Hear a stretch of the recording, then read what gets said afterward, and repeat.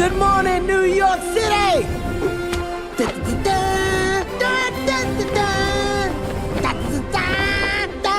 Snowball! What are you doing? What's it look like I'm doing? I'm doing superhero stuff. Tick, tick, tick, tick, tick.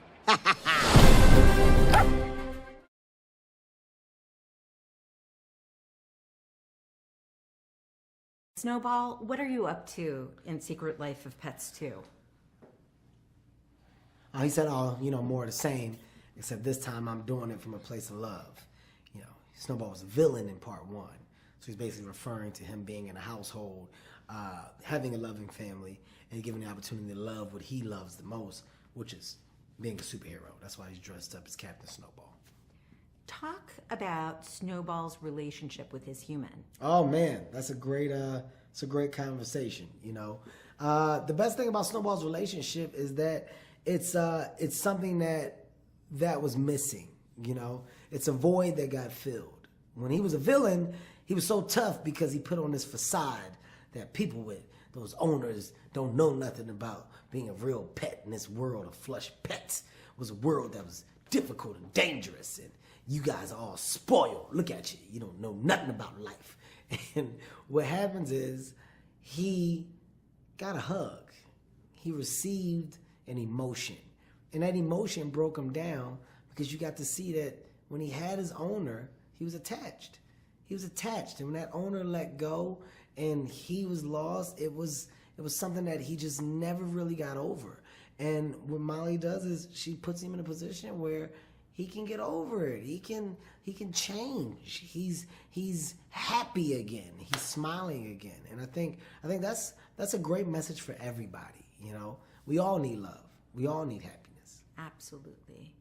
And he meets his match in Daisy this time around. And he has to somehow get back to a place where he can face the dark side. Yes. Talk about that. Well, first of all, Snowball's a very controlling individual.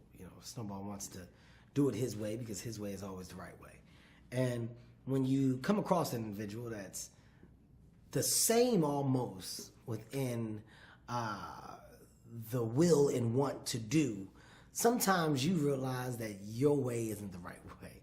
And sometimes within that, it brings out your insecurities. And I think you get to see a lot of Snowball's insecurities and fears, but things that he has to overcome.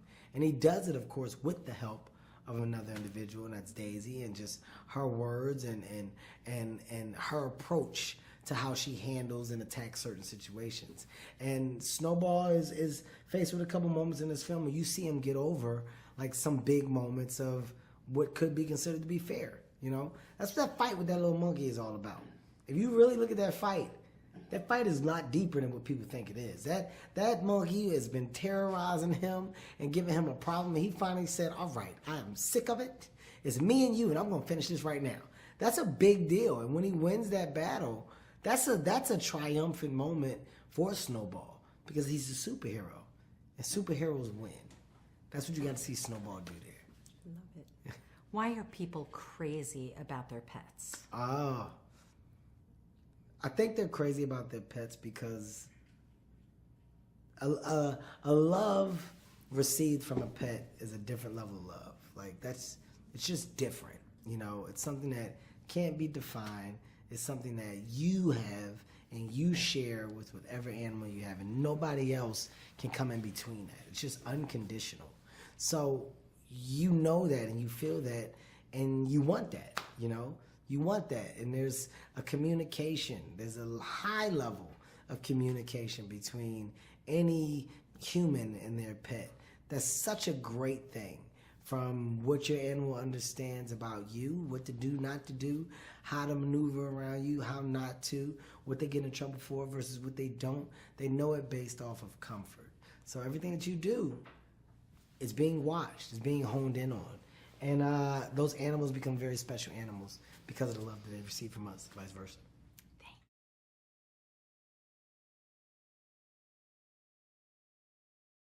What are Mel and Chloe up to in Secret Life of Pets 2? So much. Listen, they have gotten into it. What I like about the sequel here is that now we know the characters so that they can kind of sustain their own, adventures and shenanigans. I mean, I think that's what's fun as we start to blossom and know these characters. And Chloe, I mean, she dabbles with a little catnip and loosens up a bit, and then also takes on the role of her favorite, very assertive role of being kind of like a master of the cat arts for Gidget. Mel's arc is a long and storied arc. No. I'm like, wow. I like to make it sound grandiose. No, Mel's still running around like a lunatic. But we count on him for that, okay? Mel's there to make people laugh and to do everything wrong to teach people not to do that again. Yeah. It's so cool. Do you guys have a favorite scene in the film?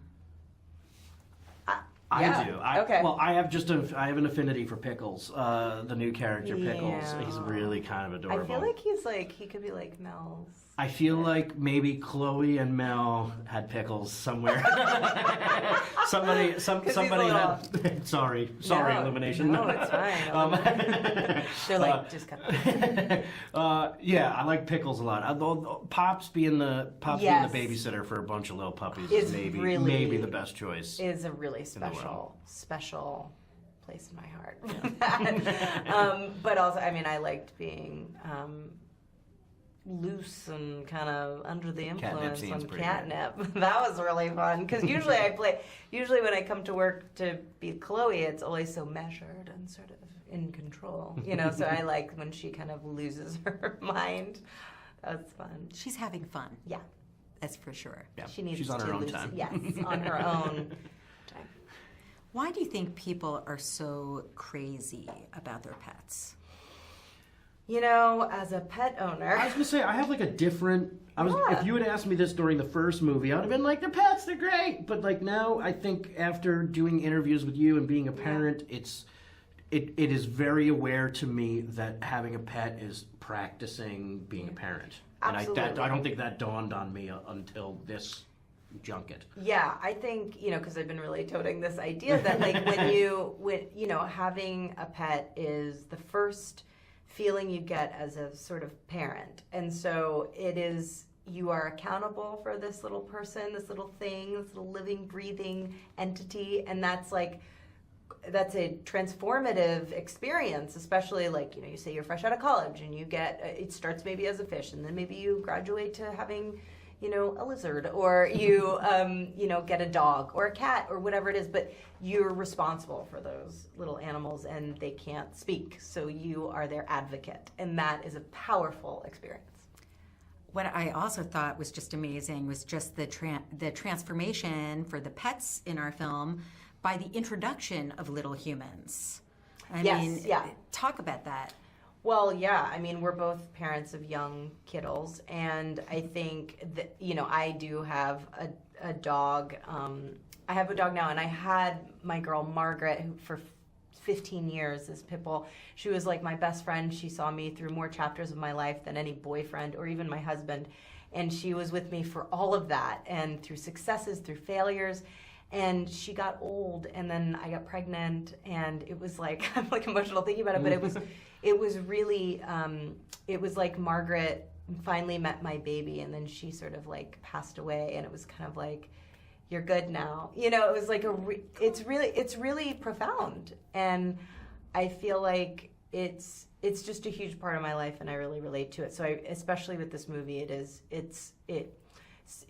will pang a chord of emotion for parents, but also kids will really feel that it's very authentic and very genuine.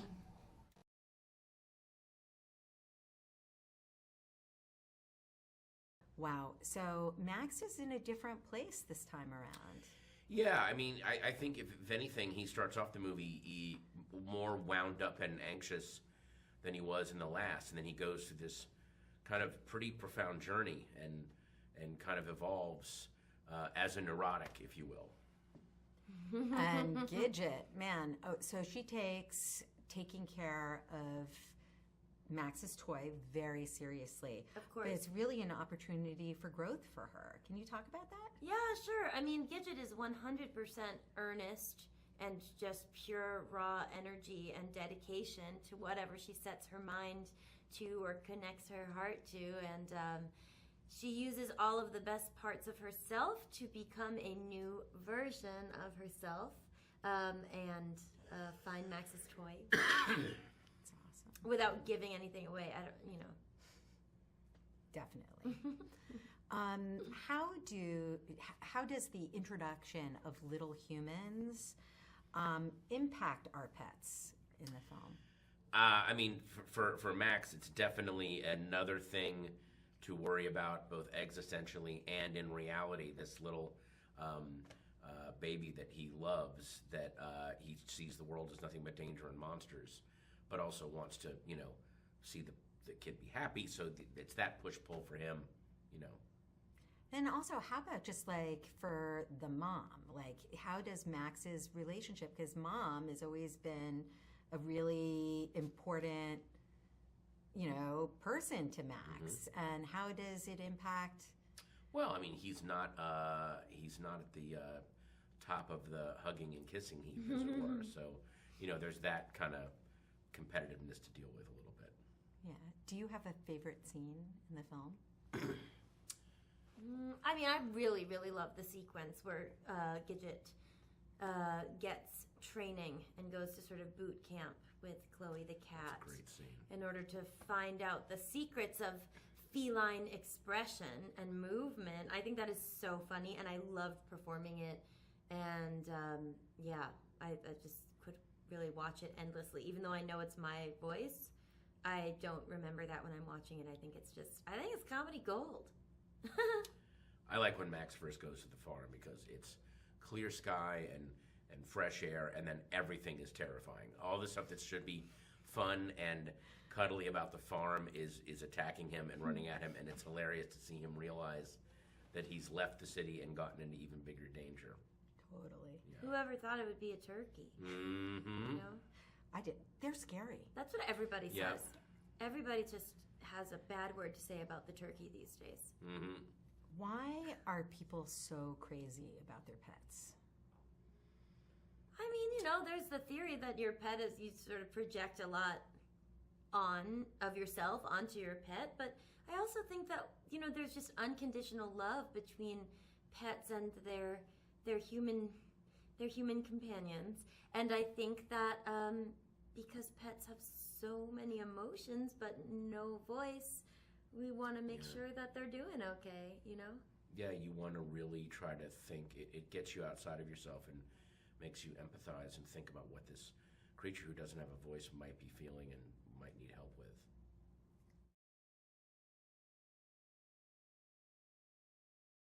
Duke has really settled into life. Yeah, comfortable. Yeah, talk about where Duke is when we see him again. Well, he's a happy camper at his new home. I mean, we picked up a few years after the movie ended, but he was in between places. He didn't know where he was going to end up, for sure when we first met Duke, and then of course he and Max are together. But now he's home. He's happy. He's best friends with Max, and they have their best friend Liam, who they look out for, and he's comfortable. I mean, I think that's the biggest thing is like Duke knows who he is. Before we met him, and it was like he didn't know really if he fit in. Apartment's small, he's big, taking up too much of the bed. But now it's like I've carved out my space in life, so I'm good. How does the introduction of this little human impact them? Well, each differently, Max is neurotic and scared and worried about everything, which is completely relatable. I think if I was a parent, that's probably how I would be, is worried about everything that my kid would be coming across, more importantly, that would be coming across my kid's path. And Duke is more, it's like, it's going to happen. Whatever, happens is going to happen. And we just got to be there to prepare him and the best we can to face all of challenges of preschool, It's and that's the other aspect of the parents can relate to. Sometimes that's the mom, sometimes that's the dad who have those. But the thing is you come together and you co-parent, you figure out how to best prepare your kid. Now, the farm stuff was really cool. Yeah. Did you have a favorite scene in the film? Well, when they showed me the turkey for the first time, I was very impressed because I felt like somebody did the research on farm life. I grew up on a farm with pigs and cows and stuff like that, and always the animals that were the most freaky and ruled the most were the fowl, whether it's a duck, a goose, a chicken, a rooster tormented me. So I just thought that was like perfectly spot on. They nailed that. Awesome. Yeah. Why are we so crazy about our pets?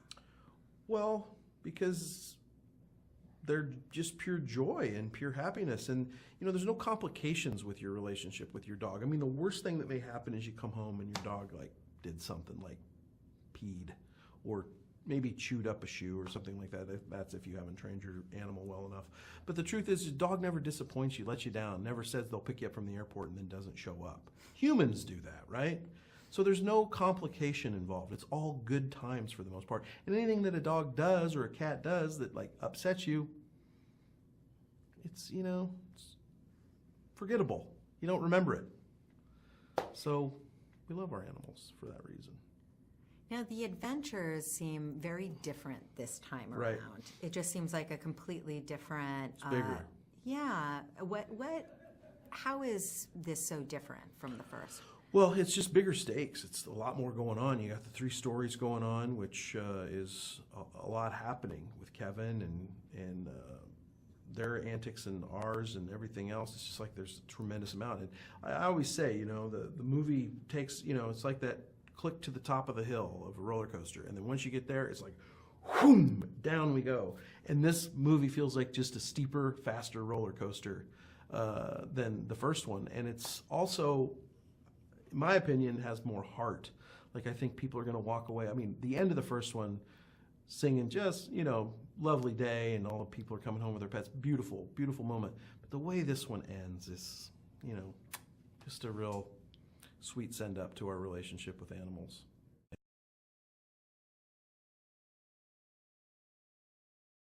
Yeah. So Pops is in a different place. Talk about Pops this time around. Pops has kind of formed an army, so to speak, and he is the drill sergeant of kittens and puppies and animals that are so cute, their power over humans is unparalleled. And he teaches them to wreak havoc on all humans. So it shows that he's incredibly gruff, kind of mean, very direct. But ladies and gentlemen, he has a heart of gold. He is so sweet inside. Hey, you're so proud of Pickles.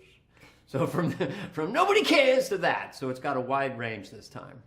Wow. Poppity Pops. I mean, I just love the whole concept of the disobedience school. Yes. How much fun? That was inspired, yeah.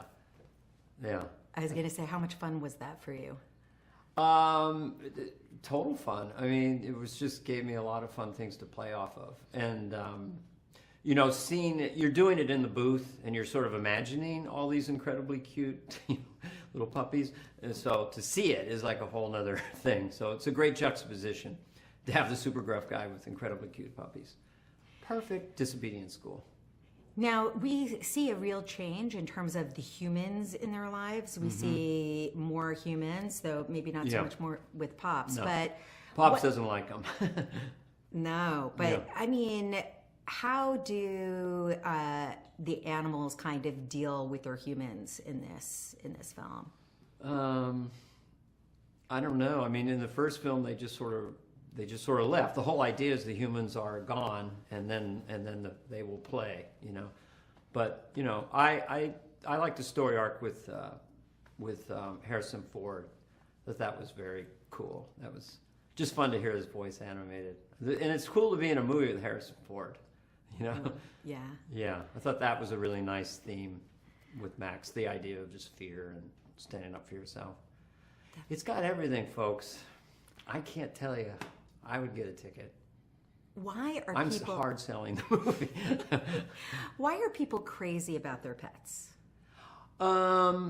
I think because you just the tendency to humanize them, you know, behind their eyes. Like, what are they really thinking, and why are they so loyal?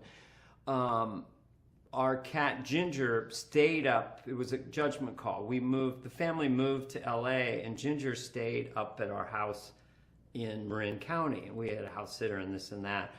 And I wouldn't see Ginger for 6 months, and then I would go down to the gate, and Ginger's like 100 feet away. And I haven't said anything, and it's just meowing and running toward me. So it's those moments you kind of go, really? And then when I was away for a while, then Ginger wouldn't leave my side, would just follow me everywhere. So you just kind of, I think it's the tease of what really goes on in the mind of a dog or a cat. Like, you know, how are they processing the world? And I think it's very, you know, I have a friend who thinks his dog can speak, just says, love you, really thinks it's like a Scooby-Doo thing. So I think that's the temptation about it, and whatever the reality is, who knows? But I think that's why this movie resonates with people. Because, yeah, they could see their dog being heroic or fearful or on an adventure, you know? Definitely.